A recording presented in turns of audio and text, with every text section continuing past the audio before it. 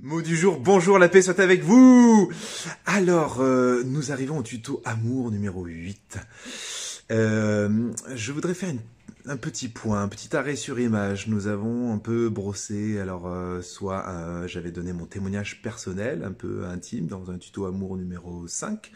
Puis j'ai raconté deux contes qui nous faisaient un peu réfléchir sur l'attention, l'importance que l'on accorde au regard d'autrui, au jugement d'autrui. Et enfin là, ici, je voudrais faire un petit point arrêt sur image et synthèse. Pourquoi j'ai pris autant de tutos, autant de mots du jour pour creuser cette question du jugement d'autrui? Je crois que cette liberté intérieure dont je parlais est vraiment urgente et importante. Parce que j'ai observé que souvent, dans les relations humaines, quand ça commence à coincer, c'est parce que, en fait, notre ego s'est senti trop concerné ou trop impacté, s'est laissé trop impacter par un regard parfois, par une parole, par un sous-entendu, par une action faite ou alors une action pas faite, une parole dite ou non dite.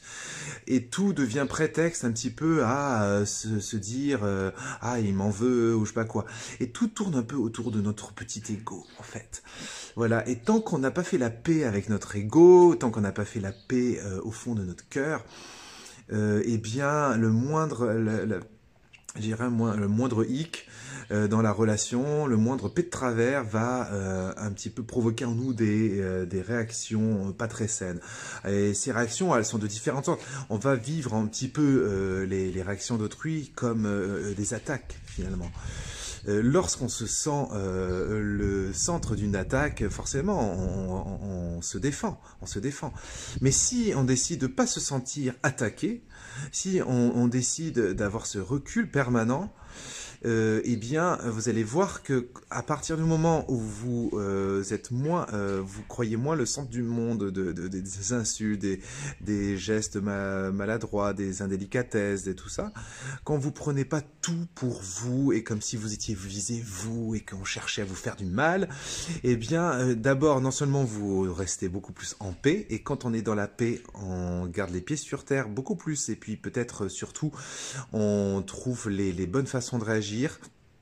On est moins dans en fait l'émotionnel, on reste calme et serein et ça nous permet de mieux analyser et de mieux aussi prendre notre temps avant de réagir.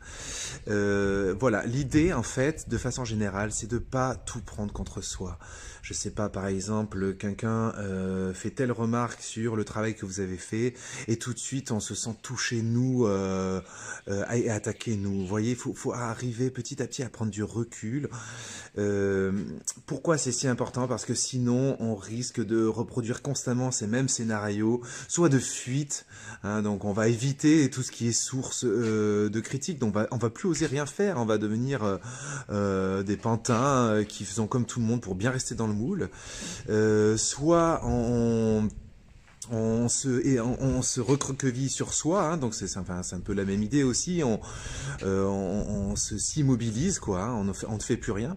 Et la fuite, c'était plutôt l'idée voilà, par exemple, dans une équipe, s'il y a quelque chose qui va pas, on va démissionner, si toutefois on peut se le permettre, de travail dès que ça va pas, et puis, ou alors on va éviter constamment les personnes qui vont peut-être avoir un regard un peu critique, mais voilà, la fuite ne résout pas forcément le problème.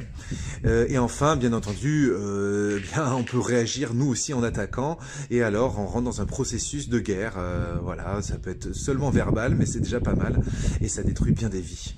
Voilà, ben écoutez, toutes ces réflexions, je sais que c'est un petit peu abstrait, mais je vous invite à écouter les mots du jour précédents où il y avait des témoignages et des histoires plus concrètes.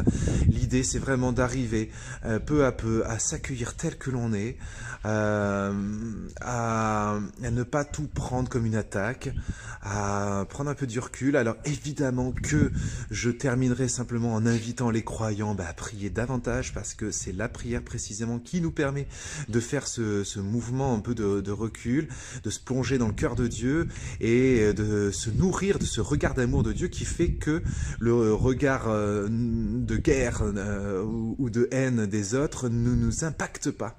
ou très peu. Enfin, ça, il nous informe, mais comment, ne nous détruit pas, en fait. Il nous informe et ne nous détruit pas. Voilà. Ça, c'est important, hein.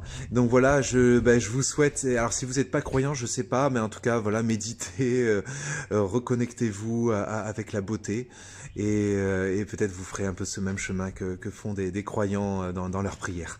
Voilà, allez, bonne réflexion et que Dieu vous bénisse.